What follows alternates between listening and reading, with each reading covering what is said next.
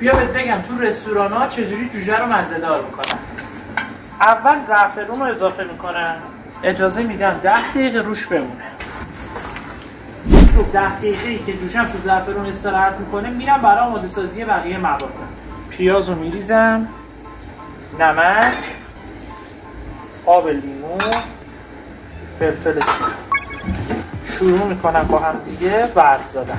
بعد از اینکه پیاز رو با موادم چنگ زدم، ورز دادم و نمک و آب لیمون حل شد، آب پیازم هم در اومد، حالا اضافه کردن ماست پرچرب و سس خردل. اینجا سس خردل رو با ماستم و با بقیه موادم مخلوط میکنم. اینو اضافه میکنم به جوجه‌ام، موادم رو هم میزنم تا یه دست شه.